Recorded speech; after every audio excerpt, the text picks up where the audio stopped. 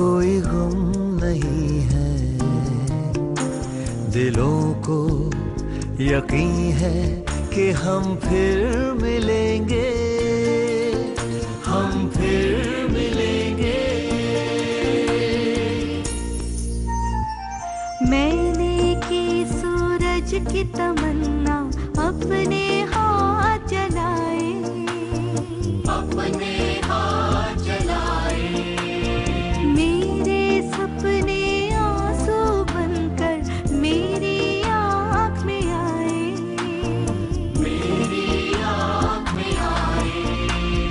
मुझे इसकी उम्मीद भी अब नहीं है, हम फिर मिलेंगे। बहुत अच्छा हुआ जो महाराज ना तीर्थ यात्रा पर चले गए। साल में 3-4 बार तो उसको जाना ही चाहिए। अरे कितनी शांति है घर में, वरना वो यहाँ रहता है तो हमेशा हल्ला मचाया करता है। अरे रोज रोज वही किचकिच, हमेशा सिर पर सवार रहता है। मुझे तो ना बहुत गुस्सा आता है जब वो बिना किसी बात पर हम पर चिल्लाता रहता है। कभी कभी तो मेरा मन करता है कि जब वो खड़ा हो ना तो उसके पीछे से जाकर उसकी पीठ पर एक जोरदार मुक्का मार दूं। एक बार मार के तो बता, तब पता चलेगा। कुछ नहीं करेगा वो। जो लोग अंदर से डरपोक होते हैं वही दूसरों पर रौब झाड़ते हैं। अपनी मूंछें नीचे करके भागता फिरेगा। क्या हो रहा है यहाँ? रमा कुछ पुरानी बातें बता रही थी तो हंसी आ गई। अच्छा ही है, कोई तो इस घर में हंसता बोलता है। चांदनी, वीरेंद्र की दवाई का समय होगा, नाश्ता और दवाइयाँ ले आओ उसके रूम में। जी अभी ले आई। रमा जी, हम आ गया हूँ। देखो कैसे बढ़िया तोहफे लाया हूँ तुम्हारे लिए। अरे मार्केट में घूम घूम के ऐसे तोहफे खरीदे हैं।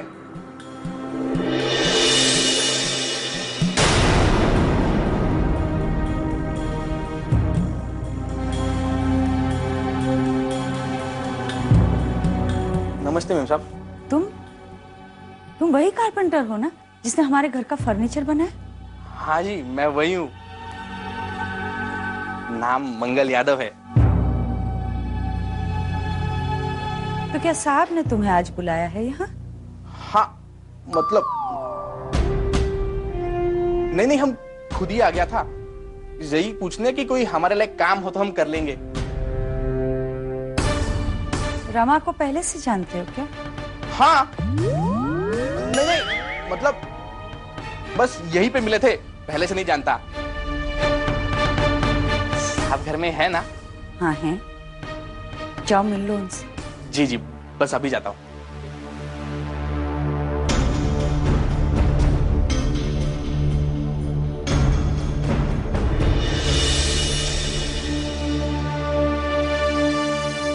रमा रानी, आज तो तुम पकड़ी गई। इनकी वजह से। मंगल महाराज, आप किसी रियासत के राजा हैं जो अपने आने की घोषणा इतनी जोर जोर से कर रहे थे? अरे हम तो अपनी रमा रानी को बता रहे थे कि हम आ गया हूँ। फंसा दिया तुमने अपनी रमा रानी को। अब मेम साहब मुझ पर शक करेंगी, न जाने कितने सवाल पूछेंगी वो मुझसे तुम्हारे बारे में। अरे पूछने दो, डरती क्यों हो? मेम साहब को बोलो कि चिंता की कोई बात नहीं है, हम एकदम सीरियस हूँ और तुमसे लगन करने वाला हूँ। देखो हम अभी जाकर साहब से मिलके आता हूँ, मगर तुम ये थैली बिल्कुल मत खोलना। सारे तोहफे हम अपने खुद के हाथों से तुमको दूंगा, ठीक है? अभी आया जाके।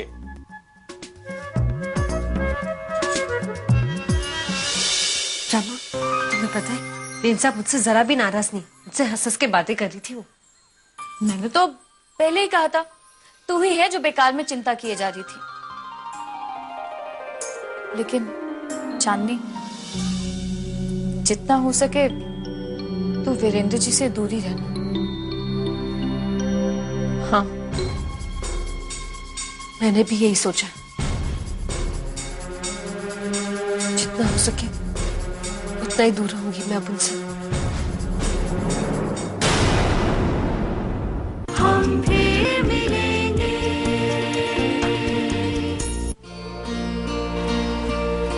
नमस्ते साहब, हम मंगल, पहचाना आपने? तुम यहाँ क्या कर रहे हो? साहब हमने सोचा एक बार आपसे भेंट हो जाए तो मैं तुम्हारी पेमेंट कर चुका हूँ ना। कुछ रुपए बकाया है क्या? नहीं साहब, कुछ बाकी नहीं है, पैसा आपने पूरा दे दिया। साहब आपको जान के खुशी होगा कि हमारा धंधा भी बहुत तेजी में चल रहा है। अरे शहर में बहुत नई नई बिल्डिंगें बन रही है ना, इसलिए फर्नीचर का डिमांड भी बहुत बढ़ गया है। तो हमको भी बहुत नया नया ऑर्डर मिल रहा है, लेकिन उन ऑर्डर को पूरा करने के लिए हमको नया जगह खरीदना पड़ेगा और काफी लोगों को काम पर रखना पड़ेगा। उसके लिए धन का काफी जुगाड़ करना पड़ेगा जो हम नहीं कर सकता। तुम यहाँ पैसे का जुगाड़ करने के लिए आए हो क्या? मैं कोई साहूकार नहीं हूँ जो सूद पर पैसे दूं। नहीं साहब, हम आपसे पैसा मांगने नहीं आया हूँ। हम तो बस आपसे ये पूछने आया हूँ कि हमारे लिए कोई काम हो तो बता दीजिएगा। कोई काम नहीं है यहाँ पे, मेरे पास कोई काम नहीं है यहाँ पे। तुम चले जाओ यहाँ से और दोबारा अपनी शक्ल मत दिखाना मुझे, समझे? Get out.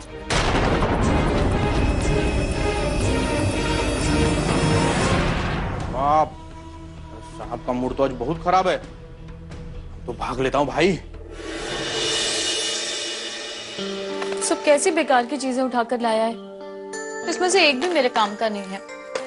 और ये लाल रंग की चटक साड़ी मैं तो कभी ना पहनूं। और ये पाउडर का डिब्बा लगता है फुटपाथ पर से उठा के लाया है। रमा, मंगल भैया के सामने ये मत करना। बेचारे इतना प्यार से तुम्हारे लिए ये सब खरीद के लाए हैं, दिल टूट जाएगा उनका। उन्हें कहना तुम्हें ये सारी चीजें बहुत पसंद आई। अरे बाप रे बाप, हाँ जान बचा कर आया हूँ हम। अरे 2 मिनट और लेट हो जाता ना तो साहब पक्का बंदूक निकालकर गोली मार देते हमको।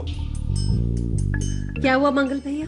अरे हम तो खास रमा से मिलने आया था और मेम साहब को बहाना बना दिया कि साहब से काम मांगने आया हूँ। साहब ने ऐसे झिड़की लगाई हमारी, अब तो सीधा बम्बई जाकर ही दम लूंगा हम। हमको बोले गेट आउट। झूठ बोलने की ना बहुत अच्छी सजा मिली है तुम्हें। चलो अब जाओ, साहब ने देख लिया तो शामत आ जाएगी तुम्हारी। हाँ बस जा ही रहा हूँ। वैसे एक गिलास पानी मिलेगा? हाँ जरूर। पानी का मैं तो कहती हूँ 1 कप चाय भी पीकर जाइए। नाश्ता भी मिलेगा? हाँ वो भी मिलेगा।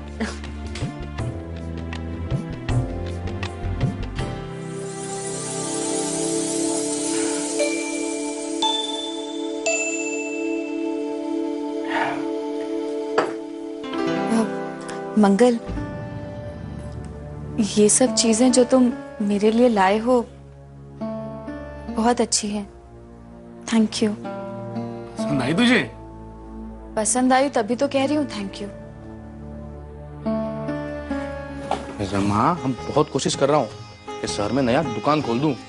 अरे खूब पैसे कमाऊंगा, उसके बाद ही लगन करूंगा तुझसे। लगन करने के लिए भी इतने सारे पैसों की जरूरत है?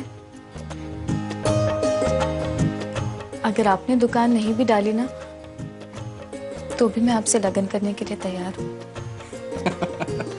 अरे बीवी हो तो ऐसी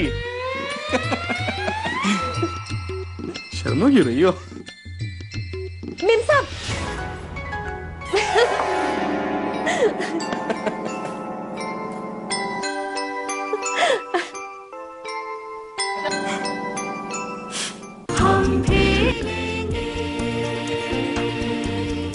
जैसा बेवकूफ मैंने पहले कभी नहीं देखा मैनेजर। अरे मशीन बंद पड़ गई तो मुझे फोन क्यों कर रहा है? मैं कोई मैकेनिक हूँ जो वहां पे आके रिपेयर करूंगा? तेरे पास बशीर भाई का नंबर है ना, उसको मेंटेनेंस के लिए कॉन्ट्रैक्ट दिया ना, उसको फोन कर। रुकना पड़ता। गालियां किसे दे रहे थे तुम? मैनेजर को। अरे कैसे कैसे गधे पाल रखे अपनी फैक्ट्री में। मशीन बंद पड़ गई, मुझे फोन कर रहा है। तुम्हें फोन नहीं करेगा तो किसे फोन करेगा? फैक्ट्री की जिम्मेदारी तुम्हारी है। वहां अगर कोई प्रॉब्लम है तो तुम्हें हैंडल करना होगा ना। वाह डैडी वाह, आप भी उसकी तरफदारी कर रहे हैं। कल को फैक्ट्री में सफाई वाला नहीं आएगा तो क्या मैं उसे ढूंढने जाऊंगा? क्या खुद झाड़ू लेके वहां पे सफाई करूंगा? अपने गुस्से पर काबू रखना सीखो नरेंद्र। तुम्हारी इन्हीं हरकतों की वजह से फैक्ट्री के सारे मजदूर तुमसे नफरत करते हैं, जिसकी वजह से काम ठप हो जाता है। माल की डिलीवरी में देरी हो जाती है और उसका नुकसान उठाना पड़ता है हमें। गाली गलौज, मारपीट, ये सब क्या है? क्या लगा रखा है? अब मुझ पर गुस्सा क्यों कर रहे हैं? आप भी तो ये सब करते हैं और आपसे तो सीखा मैंने। I just follow you. मुझसे जुबान मत लड़ाओ। गुस्से में अपने होश खो बैठते हो तुम। मैं जो भी करता हूँ अपने होशो हवास में करता हूँ। जब वीरेंद्र पर तुमने हाथ उठाया था, क्या उस समय भी तुम अपने होश में थे? क्यों मारा तुमने उसे? अरे ये क्या कह रहे हैं आप?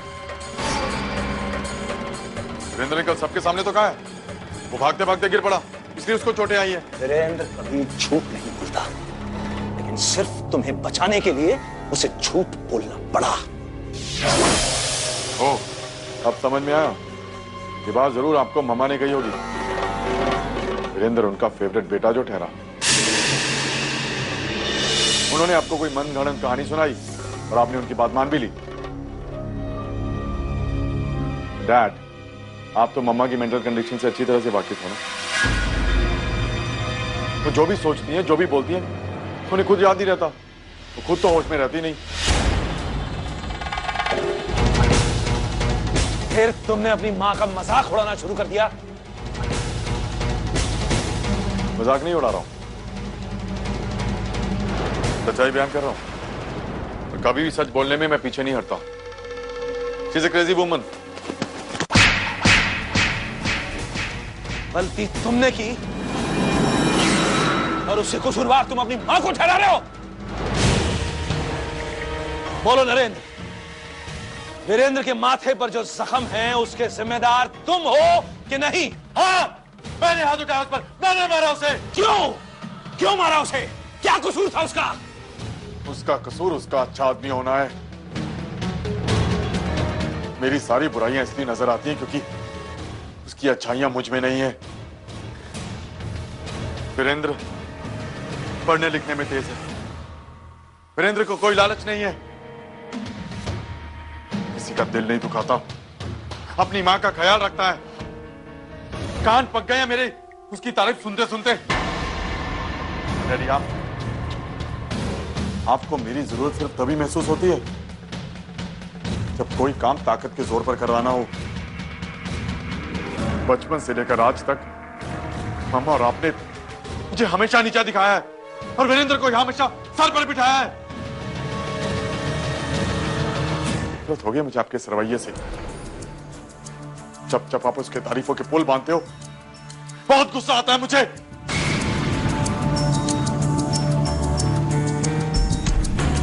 अभी आप ये सवाल पूछना चाहेंगे,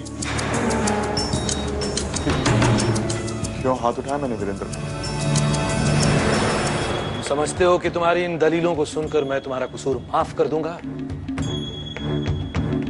नहीं नरेंद्र, तुम वीरेंद्र से जलते हो, बल्कि नफरत करते हो तुम उससे। जिसके बावजूद वो तुम्हें वही इज्जत देता है जो एक बड़े भाई को देनी चाहिए। नरेंद्र, तुम्हें बदलना होगा, किसी और के लिए नहीं, अपने भले के लिए तुम्हें अपने रवैये को बदलना होगा।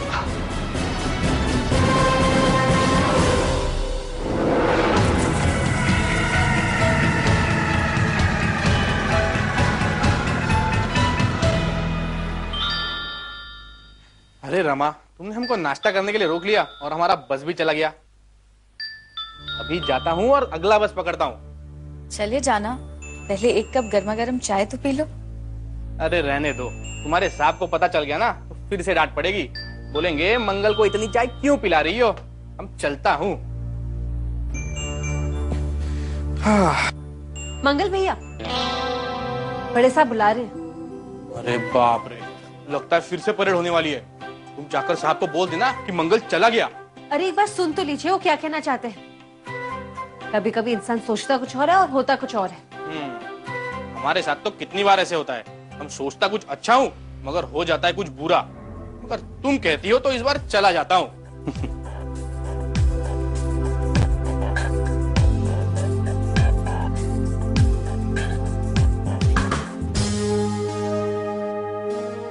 हे ईश्वर, मंगल की जितनी इच्छाएं सब पूरी कर देना।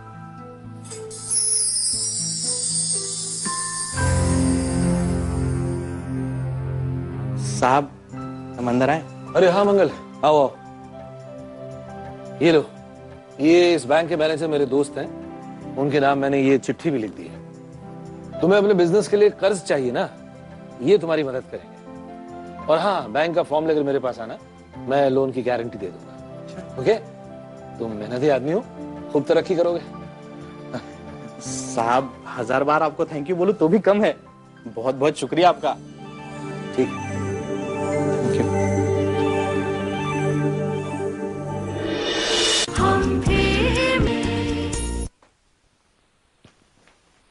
अरे चांदनी बहन, अरे साहब तो बहुत भले इंसान है, साक्षात ईश्वर। क्या हुआ मंगल भैया, क्या कहा उन्होंने? अरे तुमने जो भविष्यवाणी की थी ना, एकदम सच हो गई। इंसान सोचता कुछ और है और होता कुछ और है। रमा, मुझे यहाँ पे अब 1 मिनट रुकने का भी वक्त नहीं है, बिल्कुल भी नहीं। अगली वक्त आऊंगा ना तो सबके लिए मिठाई लेकर आऊंगा। Bye bye. अरे मंगल सुनो भैया। तो, अरे ये तो ऐसे ही चला गया, कुछ बताया भी नहीं कि क्या हुआ। क्यों, तुम नहीं समझी? क्या? यही जो तुमने दुआ मांगी थी मंगल भैया के लिए, वो भगवान ने तुरंत पूरी कर ली।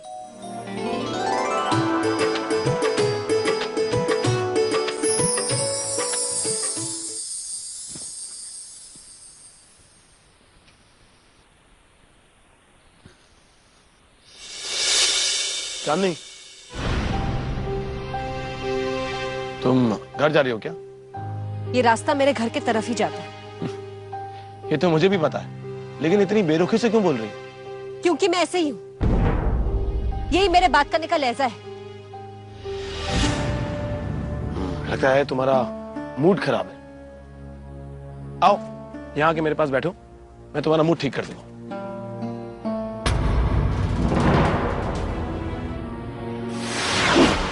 वीरेंद्र एक जवान लड़का है और इतनी रात गए एक जवान लड़की उसके साथ उसके कमरे में बैठी रहे, बहुत गलत बात है। अगर वीरेंद्र के डैडी घर पे होते और तुम्हें देख लेते तो पता है क्या करते? नौकरी से निकाल देते तुम्हें। तुम बच्ची नहीं हो, शर्म हया सब समझती हो ना। आप मेरे मूड की फिक्र न करें,